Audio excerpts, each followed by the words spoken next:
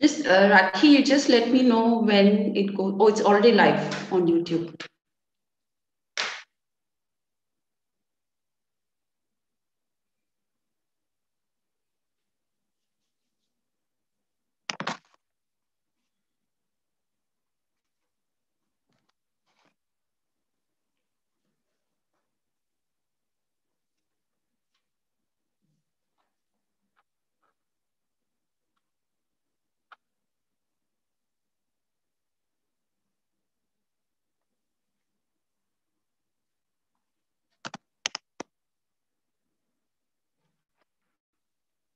Okay, let us begin then.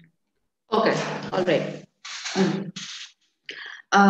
Good afternoon. I would like to welcome all of you to this talk on the scriptural lives of Meiteilon. Our speaker today is Dr. Soibam Haripriya. Soibam Haripriya is presently a postdoctoral fellow at the Department of Conflict and Development Studies, Ghent University, Belgium. Prior to this, she was a fellow at the Indian Institute of Advanced Studies in Shimla.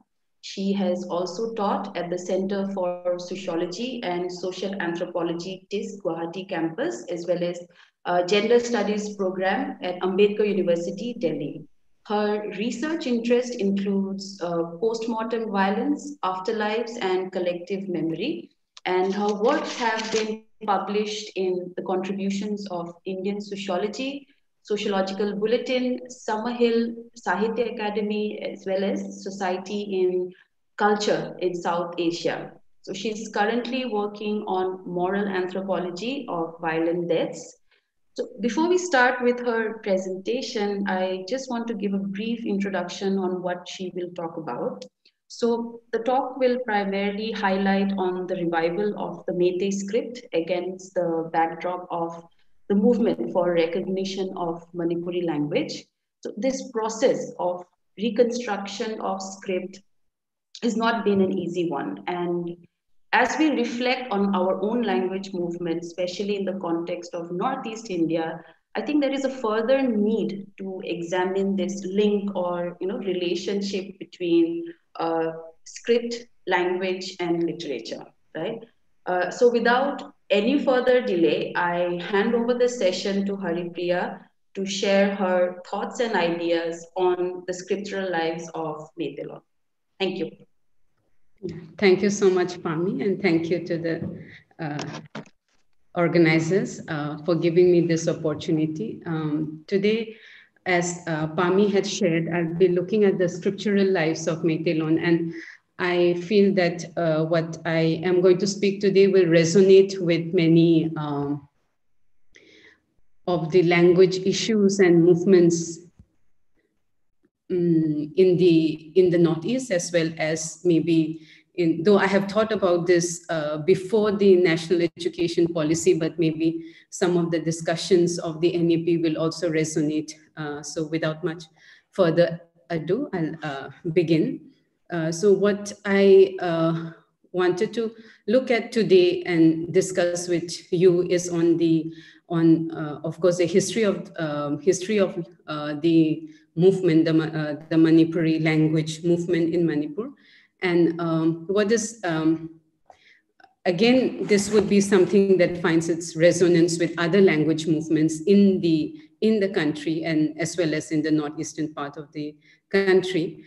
So what I begin with is looking at the decades of the movement for the recognition of Manipuri language in the 8th schedule of the Constitution, and also the movement for revival of the old script, the Meitei Mayek, which was replaced by Bangla script, right? And what kind of textual materials went into that reconstruction and revival. So, and if my internet, if it goes off, do give me a few seconds to connect to another, another network. So in the movement for revival of the old script, the documents of the Puyas were, which is, and I'll discuss more about the Puyas in detail. That so the documents of the Puyas, which are these texts, which are the ancient written texts, had been instrumental.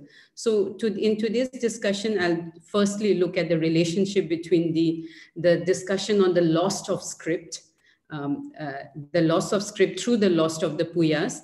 And secondly, I look at the co-constitution of the Puyas and also how that led to a multi-scriptural presence of Meiteilon.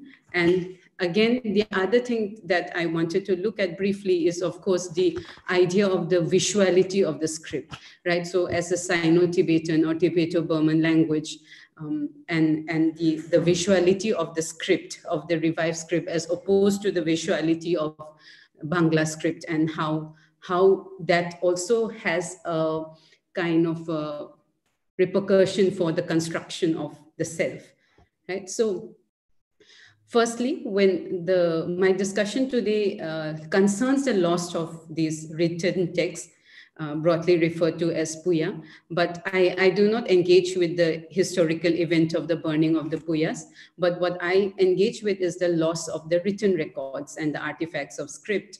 And what does that do to modernity's project of education and modern Manipuri, and its repercussion for modern Manipuri literature? So the Puyas, I think the analogous thing here would be the Buranji. So the Puyas are these ancient written texts. More than 4,000 Puyas are believed to be in existence today. And the Puya also as a text that chronicles the kingship, is believed to be, or it has been used as a metaphor for the Meitei sovereign, as well as the culture of the realm. And it was not just chronicles of kings, it had also documented and maintained various forms of knowledge, history, myths, hagiographies, religion, culture, rules of warfare, just to name a few. So, but of course, most of these texts were also aligned to royal politics. And these texts were burned at the behest of King Pamhaiba under the influence of Santidas Gosai on sometime in the 23rd of Wakching, which will be January 19, so 17, in the 1700s. And this event is being commemorated as Puya Maitaba, the burning of the Puyas. So now this event is remembered even today, and it is thought of as a culmination of the, it is thought of as a culmination of a cultural shift that began with the conversion of the king almost decades before this event. So the entry of religion and language, which is, Hinduism and Bangla script in 1704, marks a significant shift for and has its repercussion to Manipuri literature even today.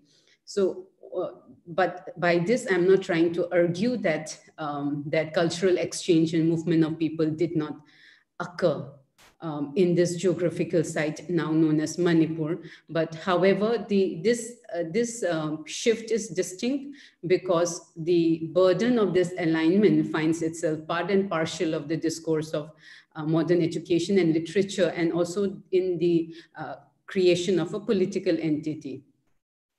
And of course, there is one significant thing that I have to point out, which is the narratives on the proselytizing role of Santidas Gosai is overdetermined, and the king is, depicted as merely swayed under the influence of the former.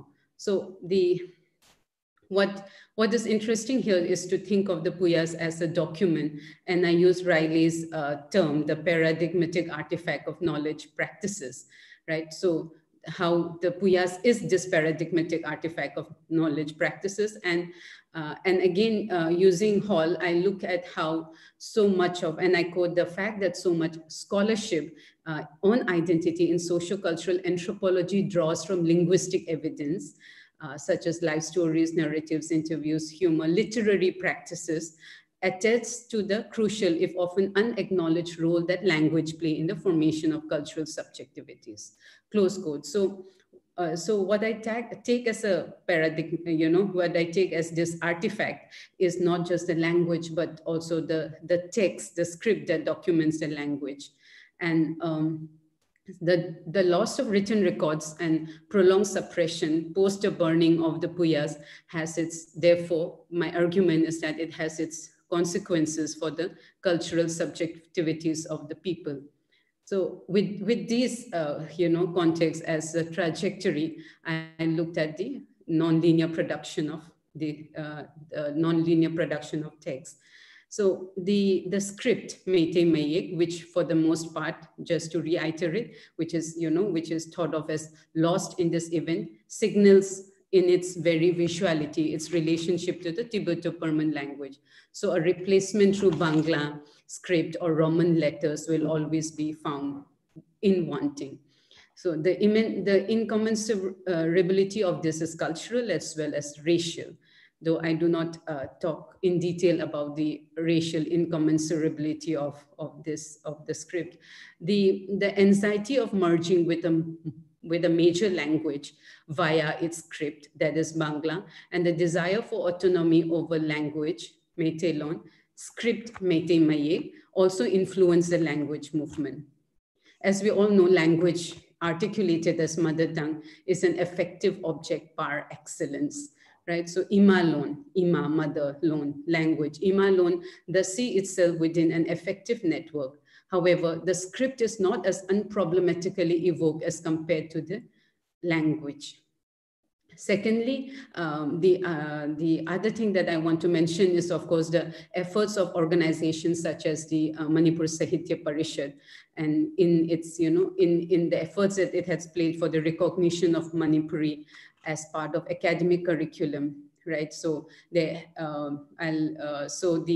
has been like a series of to and fro communication between the Sahitya Parishad and Calcutta University for the recognition of Manipuri in academic curriculum, as well as there has been an effort towards writing and creating texts so that one could use them in the syllabus of this academic curriculum, right? So very briefly, I'll talk about the Manipuri Sahitya Parishad because of the importance it has had in the language debate. The Parishad was set up in 1935, and the main objective of the Parishad states, and I quote, to develop the Manipuri language and its literature, to encourage Manipuri writers by awarding degrees, certificates of honors, to make propaganda and stimulate young writers to produce standard prose works, to publish a journal of good literary writing. And I quote this from an unpublished PhD thesis. So this Parishad works on key issues of art and culture. And and one of the most foremost proponent of, or one of the most illustrious member of the Manipuri Sahitya Parishad was Hijam Irabot, and people will be familiar with his names. So works using Bangla script, presents a distinct literature of its own and came to age in what is called the modern period of the Manipuri literature. So on the 22nd of January, 2019, I had an interview with the secretary of the Parishad. He's a short story writer, Dr. I.S. Kangjam. He stated that the role played in this interview with me, he said that the role played by the Parishad in the movement of the inclusion of Manipuri language in the 8th schedule of the Constitution was monumental. However, the organization has also been instrumental in the recognition of this language much before the language movement.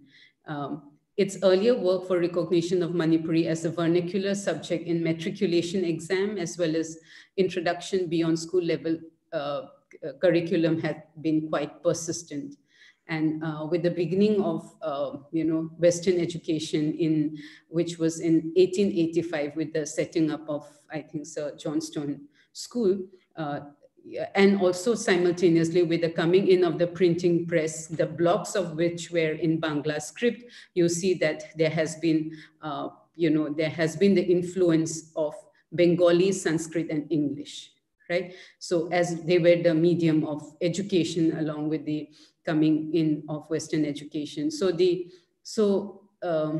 so the modern Manipuri literature had the influence of both English literature as well as Bangla literary influences. And one observer, Thongnaujam Chanu Ibemhal, in her essay in 2017, argued that these influences brought out a new Manipuri literature on the foundation of Bangla script and spelling. He further argues that while it so seems that Manipuri literature neither desired nor did it break free from these influences, the influence of Bangla, Sanskrit, English before the Second World War. However, the love of mother tongue was a sentiment that was reflected especially in Manipuri poetry. Close quote. So this professed sentiment is visible towards language and not the script. That is her argument. The alienation from the script is historical, the remnant of an oppressive Bengali influence that came hand in hand with Hindu religion. However, via the same alienating script rose an intervention for the cause of the mother tongue. Am I audible? Because I cannot see anyone. Yes, Harry, you're audible. Yeah, and there are people in the waiting room as well. Yes, I'll let them all in. Yeah. So while the script is thought to be alienating, yet via the same script, the same alienating script, came the cause for it mobilized the cause for the mother tongue. So the period around the 1920s was very vibrant in terms of literary movements, in terms of self-published journals, in terms of collectives initiated journals, magazines, newspapers. So and of course which propelled the Manipuri Sahitya Parishad to also work towards the recognition of Manipuri language and in the BA vernacular.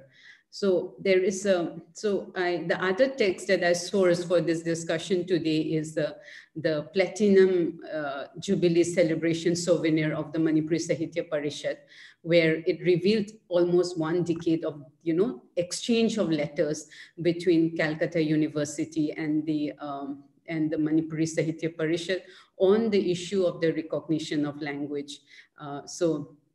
However, given the trajectory of Manipuri language and script, the supposed loss of the script and the coming in of modern education, what happens is that and of course, like I said, the printing press in the latter part of the 19th century, so there has been an immense impact of Bangla and Sanskrit in the Sanskrit, and also the elite considered these two languages as a language of the educated upper strata. And this had its impact, which is the neglect of the language and consequently the lack of production of text in the script, right? So, so one of the ways in which the earlier the Manipuri, the Parishad tried to address the gap was through translation, and second, through the writing and printing of text, which can be used for the BA vernacular. So now a very interesting, exchange of letters took place where the registrar of Calcutta, this is a letter exchange in 1940, where the registrar of Calcutta responded saying that Manipuri could not be part of the, BA vernacular because there is lack of high standard in the available literature in Manipuri language, and it can be only taken into consideration once the condition of the literature has improved.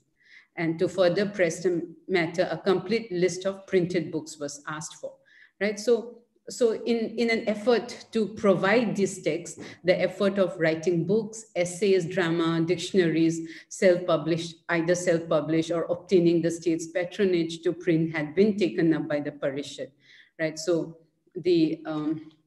and I again quote, and I think this quote is important for us to look at the hierarchy of language as well.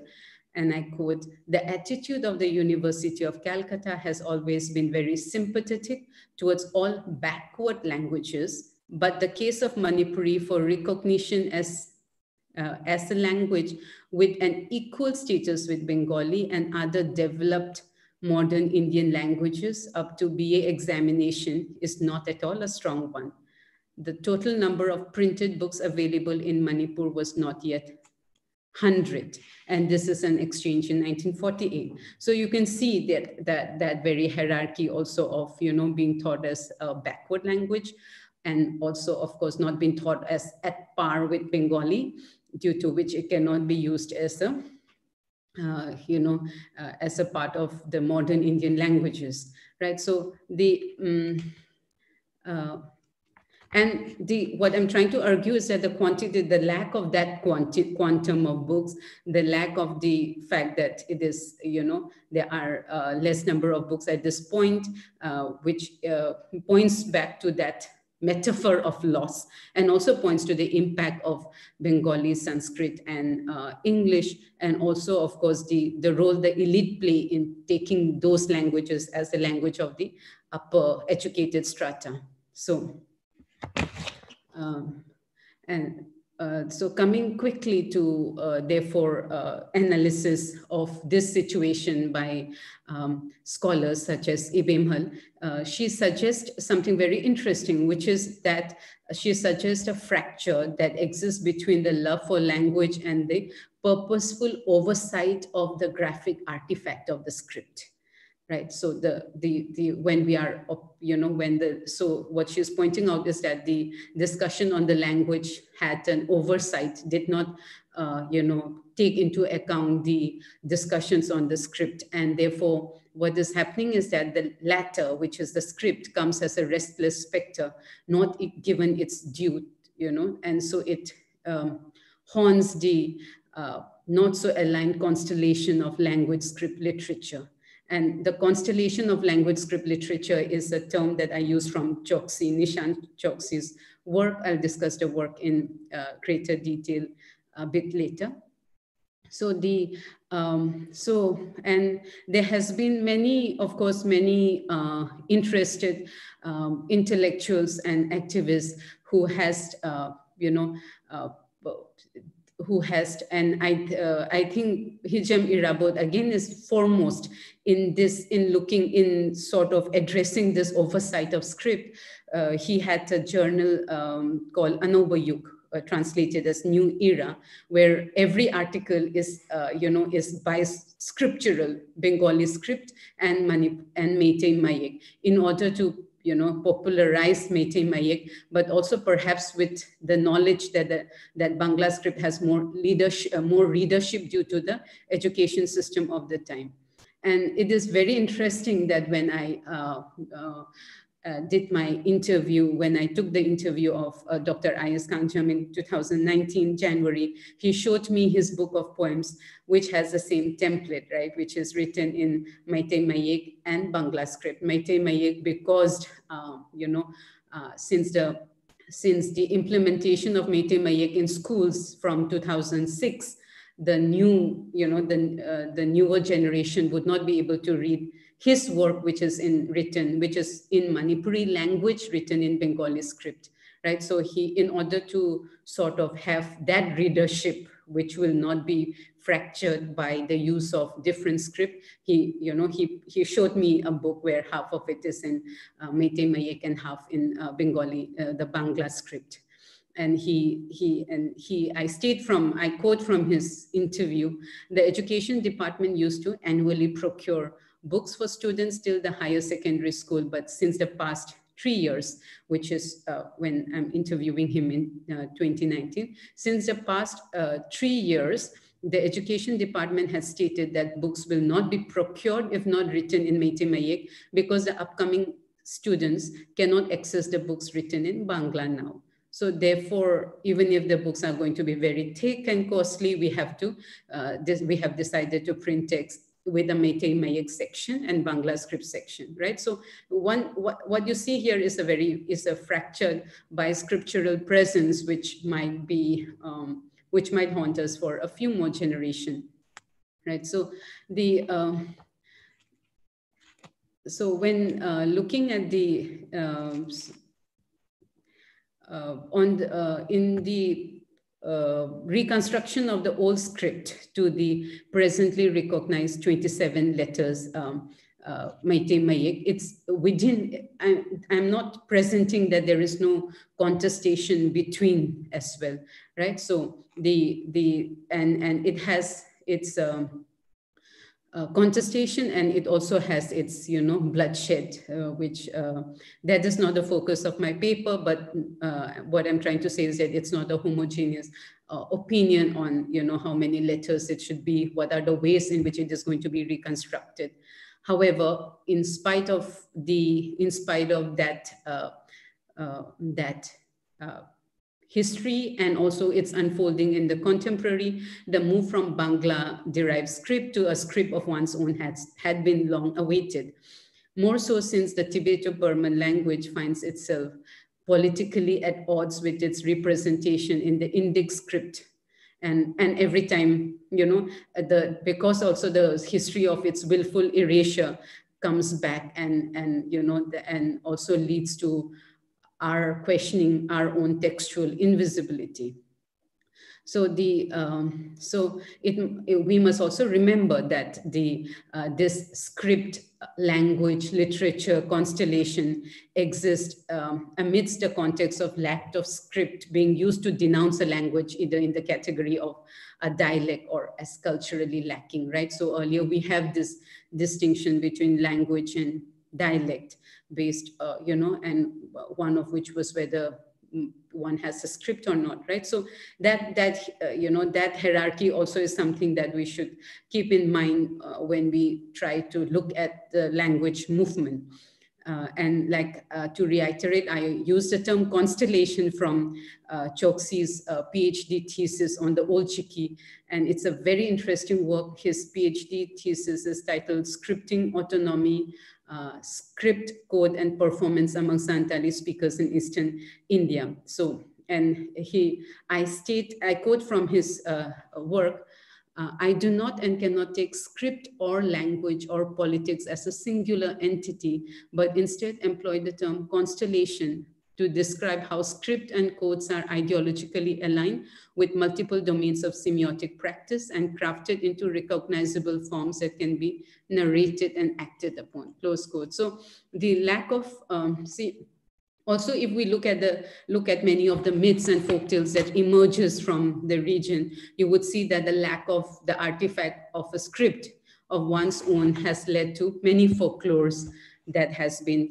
told in order to address one's textual invisibility, right? So, for instance, and this template of a folk tale exists in many among many ethnic communities. But just to give an example of this Khasi folk tale, where the loss of the original Khasi script was, told that it is believed that a Khasi person, he swallowed the script while after receiving them from God while swimming across a river, right? So variations of this tale exist across communities with the basic, outline, explanatory outline of loss of script and addressing our own anxiety over the present the present non-existence of script, right? So one can say that the proximity to many such communities whose culture are preserved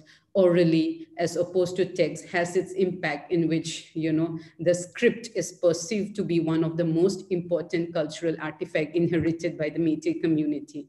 And in another interview that I conducted with novelist, poet, and travel writer Sarachan Thiam, I told him, he very graciously gave me time to speak to him in detail. And when I told him that I was interested in knowing more, because he was also a member of many cultural and literary forums. He asked me, he began, when I wanted to talk to him, he began by asking me a question, which is that what have your ancestors bequeathed you with? What have they left you with?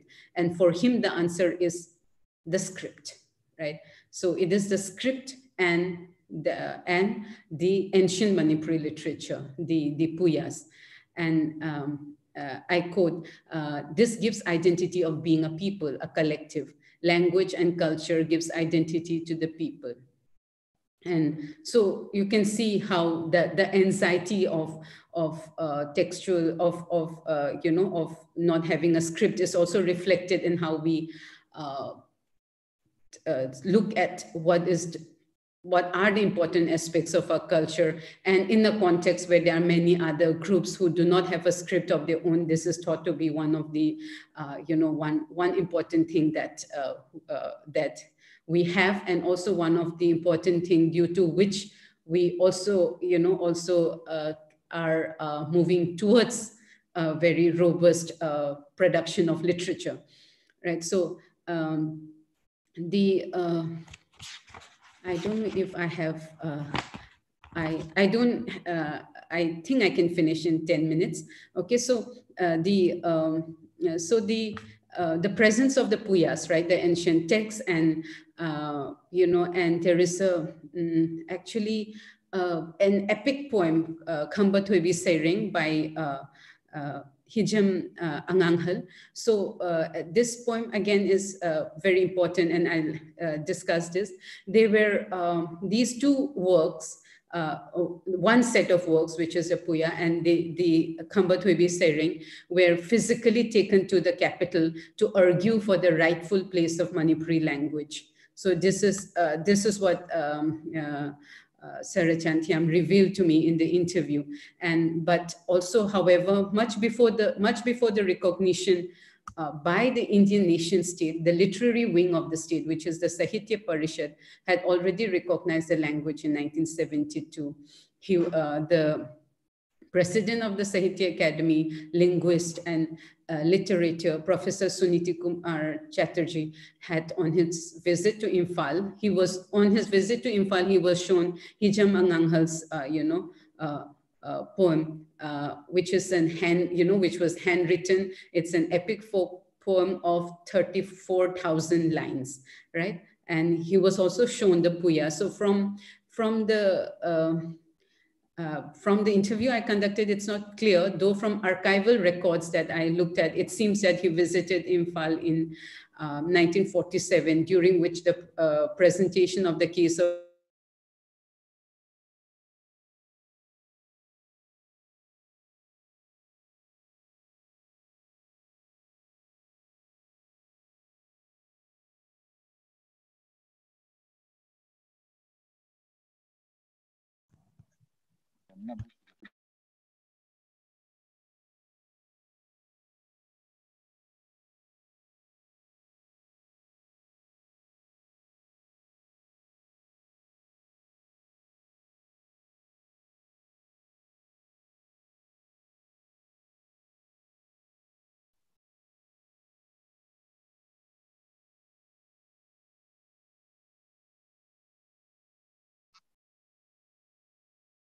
I lost my internet for a moment.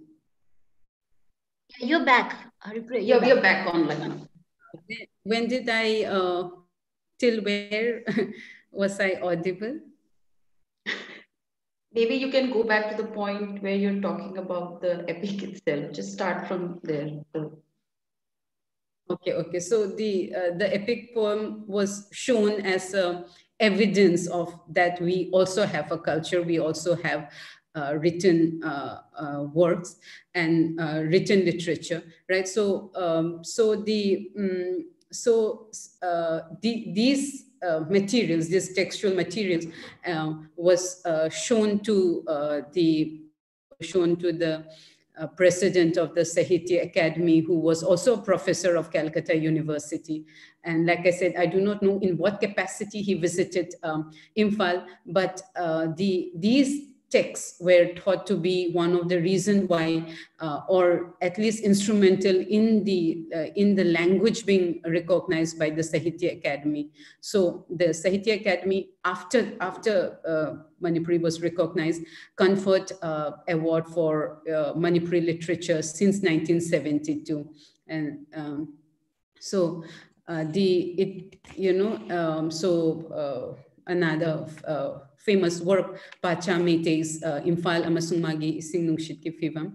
This was the book which won the first award in Manipuri literature in 1973. So these works were the foundation for the recognition of Manipuri literature by Sahitya Academy much before the recognition and inclusion in the 8th schedule of the Constitution. In fact, the recognition by the Sahitya Academy was also used to argue for the inclusion of Manipuri in the 8th schedule of the Constitution. And of course, another argument used by the Parishad in its mobilization for the recognition of Manipuri language was in the lines of pointing out that before the addition of Manipuri, Nepali, and Konkani, the list of language in the 8th schedule of the Constitution represented only Indo-Aryan and Dravidian languages, right? So again, this is for us as social anthropologists interesting to understand that the idea of India as, the Aryan North, Dravidian South divide, wherein, the composite Indian culture is represented by along this racialized binary. So to end my discussion for today, I quote Kuhn, where he states, modern state formation, as Corrigan and Sayer have recently argued, was and continues to be a cultural project embodied in the repertoire of rituals and routines of rule through which legitimize power and authorize modes of control, organize some of the fundamental divisions which became part of the media of modernity. And language also is part of that cultural project. And so and of course, the 8th schedule of the Constitution could be thought of as one such cultural project where a group of people sought legitimation through inclusion in this project. The artifacts that I have stated, which were exhibited for the purpose of this inclusion, are always marred by a historical loss brought about by the cultural project of colonialism and history. And prior to that, but also, like I said, in Manipur, it came through the cultural religious project of Hinduism. So in the light of this debris, a linguistic identity seemed incomplete without that graphic identity which we sought from the script. So along with the movement for inclusion into the 8th schedule, retrieving a script from the Puyas was a contemporaneous effort, if not a remedy to a historical condition, a resistance to that historical condition. And I want to end, of course, with the idea that, that by including Manipuri, I'm not saying that everything is addressed. There are always zones of exclusion, and such as other ethnic groups which are not reflected in the education system, or which are not, the recognized official language. But I think that we can take it up in the discussion. So that's my idea that I wanted to share for today. Yeah. Thank you so much, Haripriya. We'll wait for the, I think, questions to come in. There are a lot of, issues, I think, that you have highlighted, and I have noted down some of them. So perhaps we can discuss that later as well, once, our audience, once they have their questions. So we already have one question from Santosh. Perhaps I can just read it out.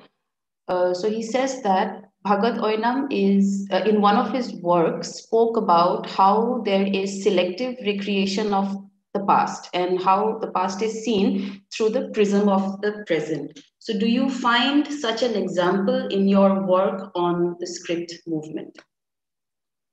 Oh, thank you so much. It's an important question, a very also something that I think relates to what I'm talking about.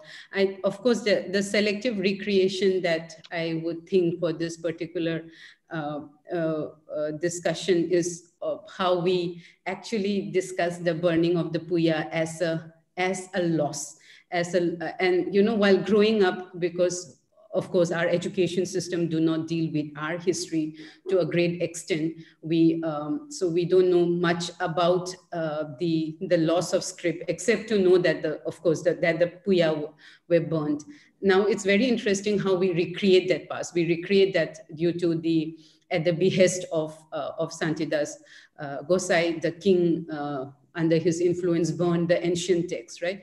But what we did not understand, or what it didn't occur to us at that point of time, was what happened after that, right? Why do we have decades of where all the script burned, where all the text burned? No, right? But what happened? Why that erasure? Why wasn't the script not in circulation for so long, right? And that and we thought that is because the script was lost, right? So it's very interesting how our own, I think, our own elite and the role the elite play in the way the Manipuri script was, did not become part of the education system, or we have a decades of years and years of gap, is something that is very interesting. How the elite aligned themselves and sort of, embraced Bengali Sanskrit is not something that we discuss to a great extent. So yes, of course, there's a selective recreation of the past in a way that we sought to make ourselves look better, and also how we sort of, we do not interrogate our own complicity in, our own complicity in that loss. Could you perhaps elaborate on this issue of vested interest and the role of the elite when it came to like dealing with, this loss of the script? Yeah, I think one thing that is perhaps maybe something that I think is common between between many of the languages in Northeast is, of course, the way scripts are also, which is of course that the scripts are not just, these are highly political and politicized matters, right? So in what script to write is also a question of, it's also a political and a cultural question. So for the Manipuri Meitei Mayek discussions, I think, though I have not done extensive archival work in this, but with the coming in of I think the analogy that we can draw is, of course, the way we look up to English education and English as a medium. It's an aspirational thing as well, right? So similarly, I feel that there is the learning of, Bengali, using a lot of Bengali diction and words in Manipuri literature was thought to be the high culture, right? So that led to that. I think that has its impact on the loss, or on the way Manipuri script did not find currency within the elites. Yeah, if I'm addressing your question correctly. Yeah. I think that sort of makes sense. Like our history always has to deal with like the power dynamics as well, right? So it's no different when it comes to the question of language. I guess more questions will come in some time. So perhaps maybe I could pose some of my own thoughts as well. So I want to ask you on the question of authenticity, right? Because you've mentioned it once. And what we see is that, language has always been a very dynamic component of our history, right? So do you think it's problematic that, in this attempt, of the search for authentic, there's a possibility of forming a notion of pure version of Manipuri language, right? And where, like in addition to this, where do you think that, although you have like briefly mentioned it, but where do you think the corpus of Manipuri literature now stands vis-a-vis this coming in of the script, like which whatever was written in the past 4 decades, 5 decades of the language movement early on? Yeah. Okay. Firstly, the question on authenticity. I think for a few years now, though I don't remember the year at the top of my head, but like the idea of authenticity was something that was discussed, especially with many many organizations saying that one should not use what do you call that? One should not use one should not use words which has come in from other language. We should stick to Manipuri. We should stick to pure Manipuri words to write our literature. That has also been, some of the developments in the, language discussion, right? And I had this very poignant story that a friend who's a journalist told me, that one really famous Manipuri poet whose work I follow, he took out all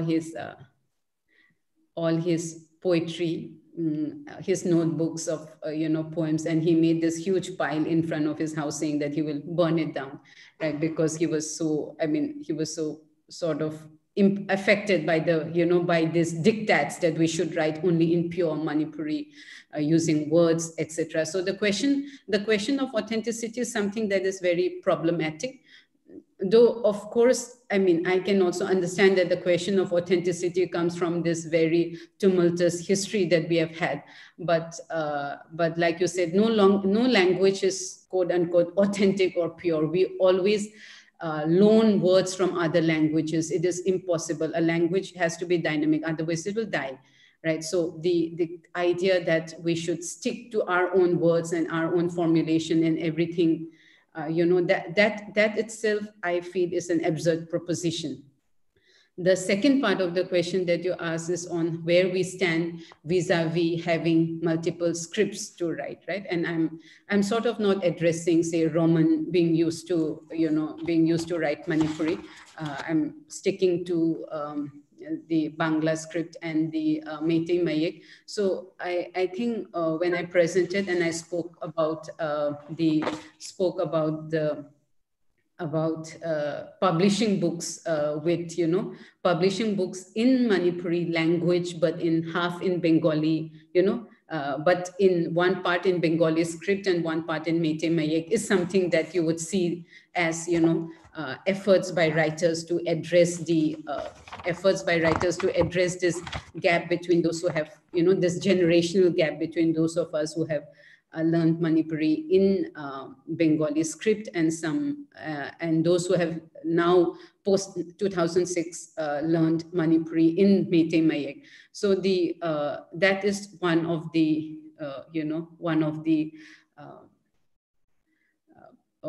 strategies, I would say.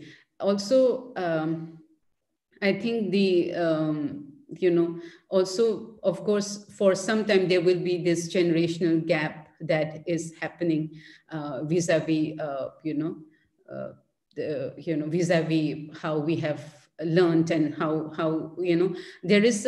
I feel there is a requirement for translation within language between scripts, right? So that there is no, so that we do not have another era of erasures of the very good work of early modern Manipuri literature. So for me, I feel that the way out of this conundrum would be a translation within language between scripts to, reach out for maybe someone of my generation who do not know Meiteilon to also learn the new works that is there. So via a translation within language would be a good way out. Thank you, Haripriya. We have one more question again from Santosh. He wants to know if did the reversal and the use of old script faced any difficulties, or was it a smooth transition? Yeah. To Santo's question, no, it was not a smooth transition. It was, like I said, it has its own bloody history. There were, of course, different groups who were for a transition to Meitei Mayek, transition to the old script, but who wanted to, who were perhaps more, were thinking of a more phased out manner of transition, whereas there were some who wanted it to be an immediate transition, right? And if you look up, you would see that in this movement, even the State Central University was burned down as a in a part of this movement. So a quick answer to your question is no, it was not a smooth transition. And like I said, also within the movement, you would see that there were scholars who were not agreeing to the number of scripts and so on and so forth. So the reversal, as any eventful thing in history, was certainly not a smooth transition.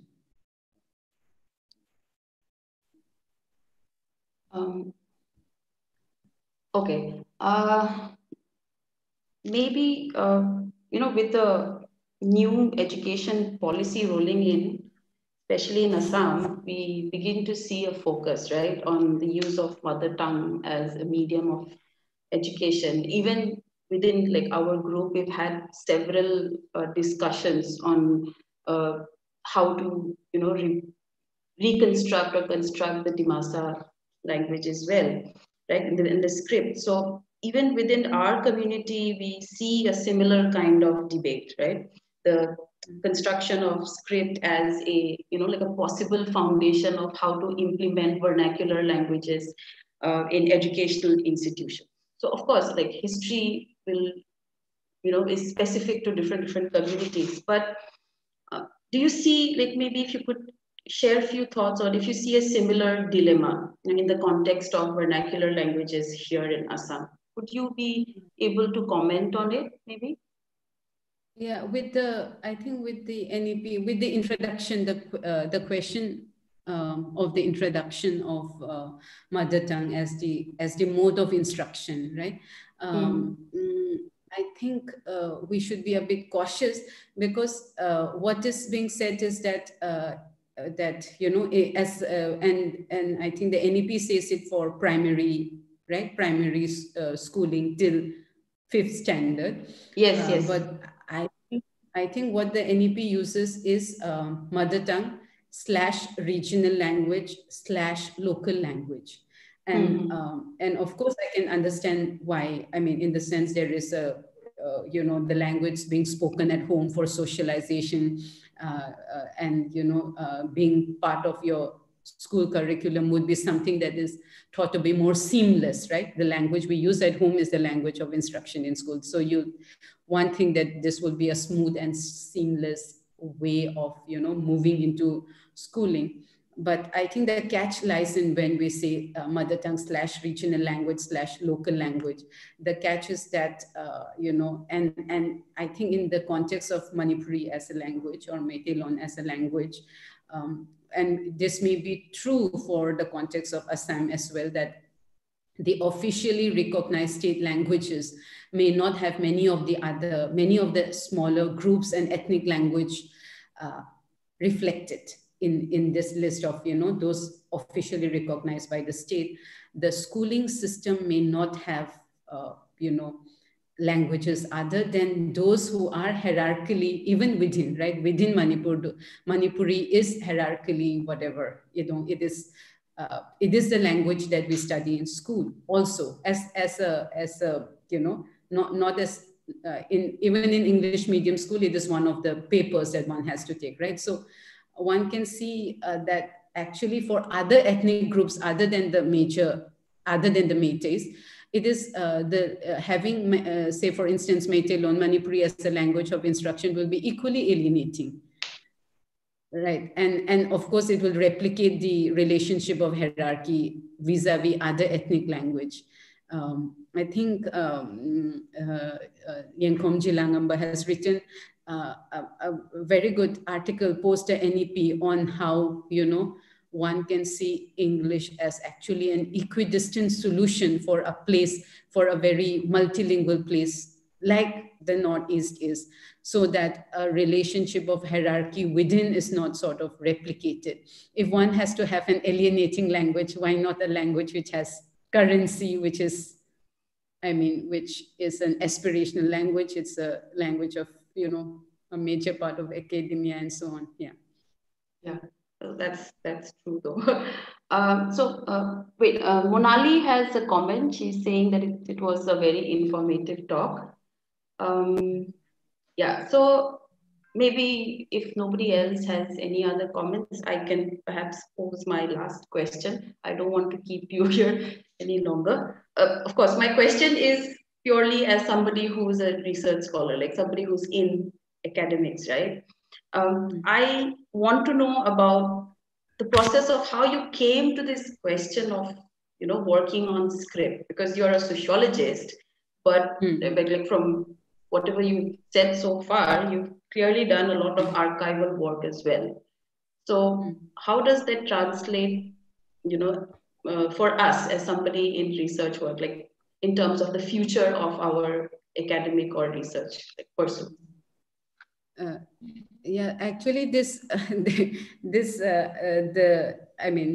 sort of set of ideas that I presented today is something that I've been working for quite some time, though I have not, though it's not headed anywhere too soon. It's it's still there, but it is something that I pursued as a part of my fellowship at the Indian Institute of Advanced Studies, as a part of looking at poetry and ethnography. But what interested me in the idea of language was firstly through the discussions that has been in Assam as well, especially with the Mia poetry. So I was toying with the idea of, like, in what language is a poem supposed to be written, like in what language is a poem supposed to be written, what kind of language are acceptable as literary language, what kinds of language are not acceptable, right? I think the debate around Mia poetry also, you know, and writings by intellectuals in, you know, in major dailies in Assam also reflected that question, right? So, you know, to write in the officially recognized state languages or the majority language almost seems like a, you know, it seems like a given. And I was really thinking of that question, which led me to think of, again, the other parallel thing that was happening in Manipur regarding authenticity of languaging. If you are someone engaging with literature and you have to produce a work, write in a language which is authentic and pure. Now this, and I was having a problem struggling firstly with the question of what language, in what language are we to write, and secondly, what is this authenticity we're talking about, and where do such kind of, you know, sentiments come from, which is what led me to look at the language movement. And also, for instance, I think in Assam also we have, like, we have the script movement within, with, I think the Boru Sahitya Sabha had also, sort of had this moment in its history in the 1970s where it says that, Boro should be written in Roman script, and as a response to which the Ahom Sahit, the Assamese Sahitya Sabha said that the Assamese script is suitable for the cultural integration of the tribals, right? So this I think this is quite a sort of a commonality we have across many languages in the Northeast as well, where we have a fear of being imposed a script, or being imposed, or or the intellectuals of a majority culture imposing script and language on other smaller groups, right? So all these I think, commonalities made me look at the issue of understanding where does script, language, and literature align itself, and how do I understand, or how do I address this to some degree? Yeah. And that's true though, like when you're trying to address that issue of question, then script part would obviously come in, right? So thank you so much, Haripriya, for your responses. And I think I had too many questions, but so there were certain key points that I was able to draw from our discussion today, and maybe I could quickly just highlight it if I may. So as we have come to the end of the talk, so there were certain important issues.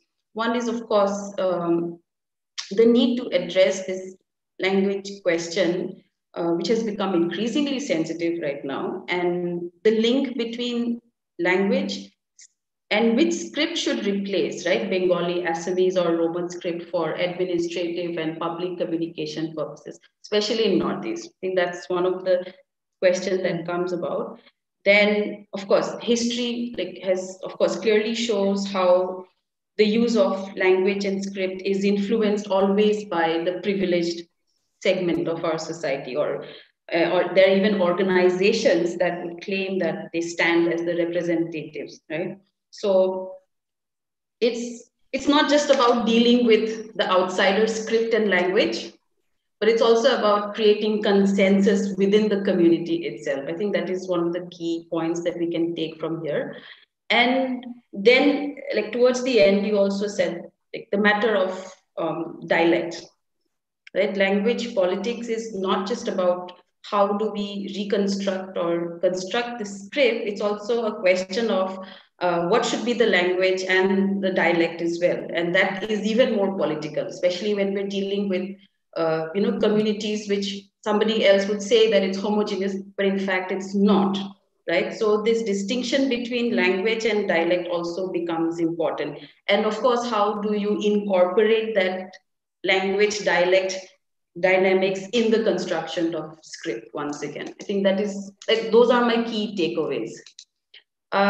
So we've come to the end of the session, and I want to thank Soibam Haripriya for joining us today. It was a very last minute request, and very graciously you accepted to join us. I want, of course, to thank our participants as well, who spend their Sunday afternoon with us. And on behalf of the Dimasa Scholars League, once again, I thank everyone who is here.